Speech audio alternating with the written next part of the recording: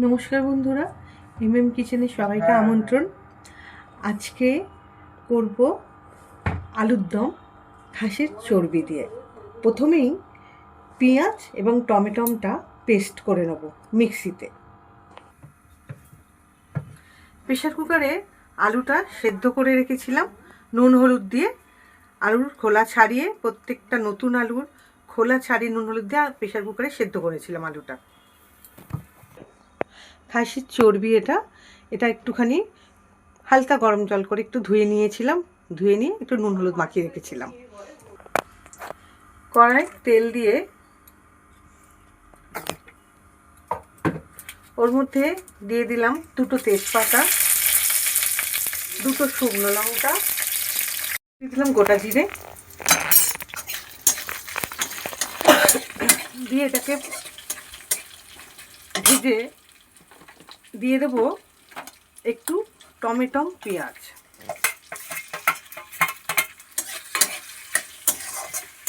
Tomato পেঁয়াজ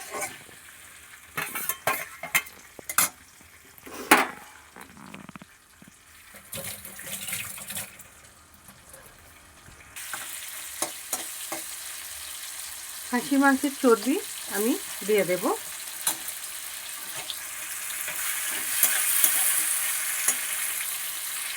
এর উপরে দেবো আদা রসুন পেস্ট 1 চামচ,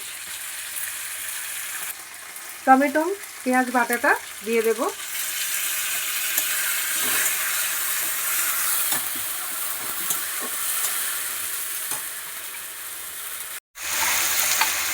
দিয়ে দেবো একটু নুন, লবণ দিয়ে দিলাম,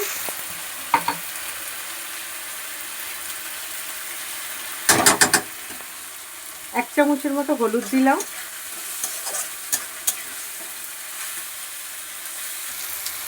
এক চামচ লঙ্কার গুঁড়ো দিয়ে ভালো করে মশলাটা কষতে হবে। যতক্ষণ না তেলটা ছাড়ছে ততক্ষণ পর্যন্ত এটাকে একটু কষে যেতে হবে। এই যে আলুটা সেদ্ধ করে একটুখানি সামান্য আলুটা জিরে দিয়ে ভেজে রেখেছি। আগে তো নুন হলুদ দিয়ে সেদ্ধ করেছিলাম, শুধু জিরে দিয়ে আলুটাকে একটু ভেজে রেখেছি। আলুটা আমি এর মধ্যে দিয়ে দিলাম।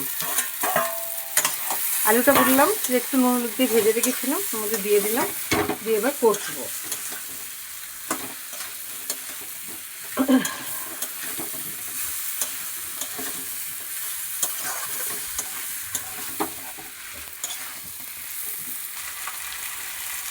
আলু কষার মধ্যে সামান্য দিচ্ছি একটু চিনি।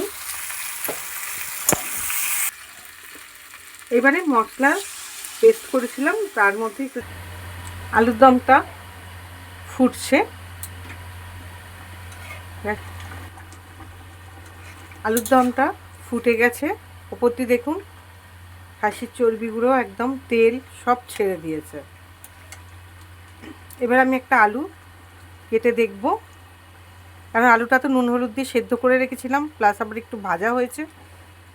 আলু একদম সেদ্ধ হয়ে গেছে। দেখুন আলু একদম কেটে যাচ্ছে, সেদ্ধ হয়ে গেছে। আলু একদম সেদ্ধ হয়ে গেছে আলু। এবার এর মধ্যে আমি দেব ধনে পাতা। এখন শীতের সময় সবেতেই একটু ধনে পাতা দিলে ভালোই লাগে, খারাপ লাগে না। তারপরে দেব 1 চামচ আমার ঘরে তৈরি করা গরম মশলা। এর মধ্যে আছে এলাচ, দালচিনি, লবঙ্গ এবং গোলমরিচ।